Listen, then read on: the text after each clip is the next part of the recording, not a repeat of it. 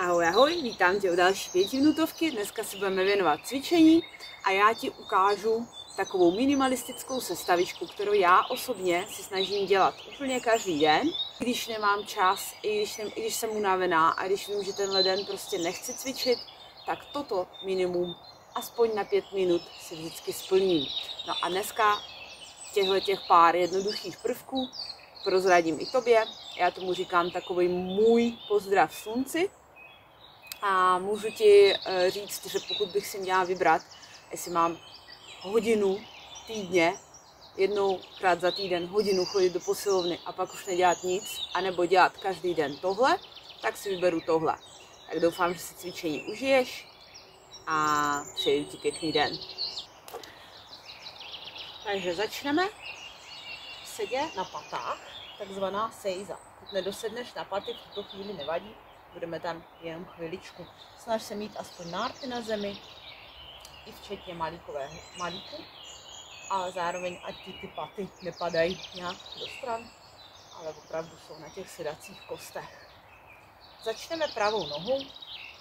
Pravou nohu vytáhneš, můžeš se opřít, anebo mezi opěrky vytáhneš pravou nohu spod zadku a dáš ji do strany. Teďka z té druhé nohy takhle sklouzneš zase za pomocí rukou, cokoliv můžeš dělat za pomocí rukou, sklouzneš na zem a jsme v takovém překážkovém sedu. Teďka ta přední noha půjde před tu, co je pokrčená, někam přibližně v úrovni kotníku. Zase můžeme použít ruku nebo nepoužít ruku a vytáhneme se do takového fisherman squat se to jmenuje.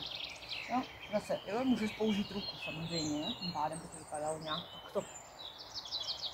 No a z tohohle se zvedneme do takového výpadu. A když to ukážu z téhle strany, tak to vypadá přibližně takto. V tom výpadu si dáme ruku na zem. Ta zadní noha se natáhne za nás a protlačíme pánev k zemi. Přední koleno nejde ani do strany, ani nikam dovnitř. Potom dáme druhou ruku na zem. Teďka už ta noha se vytáčí ven a pouští pánev na zem.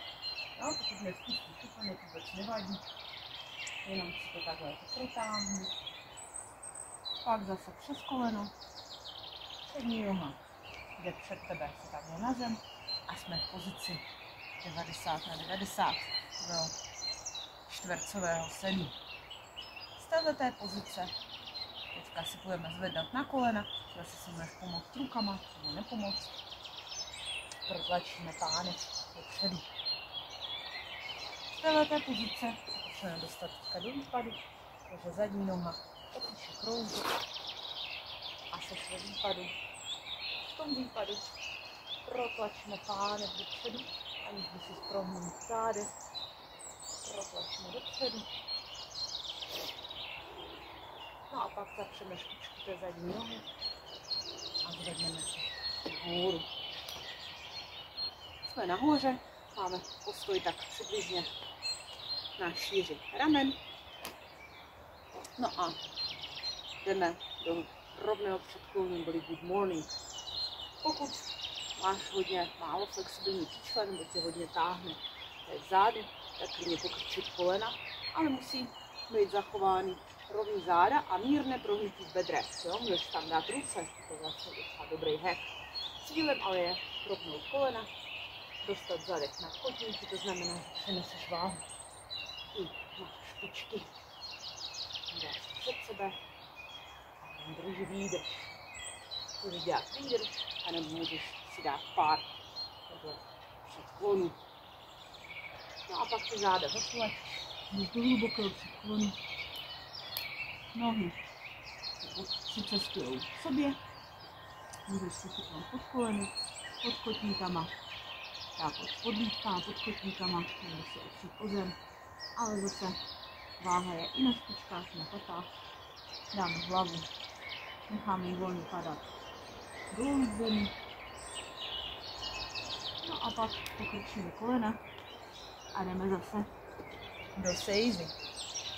Teď to dáme celý na druhou stranu, takže předtím jsem začíná pravou nohu, teďka začnu levou do strany, se sednu do překážky, sednu, dám si nohu před kotník, přetáhnu se, výpad, ruka, noha, pánev k zemi, pak trošku vytočím koleno a dám si tam druhou ruku, spustím pánev, jeden bok k zemi, pak tady ta noha sekund na lítko, jsem v 90 na 90, 90 na 90, pozved, výpad, v tom výpadu protlačím pánev dopředu pacha, pata je na zemi, koleno jde za špičkou, protlačím pánev dopředu, zapřu špičku,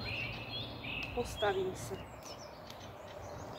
ruce, nohy na šíři ramen, dám rovný předklon,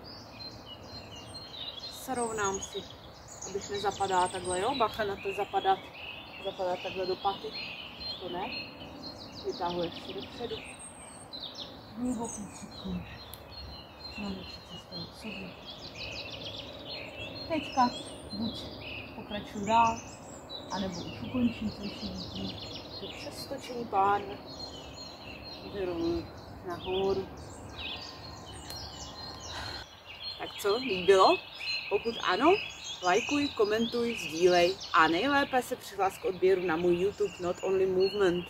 Budeš tam mít strašnou spoustu takových podobných videí pro inspiraci svých rozcviček nebo tréninků. Tak ti přeju pěkný den. Ahoj!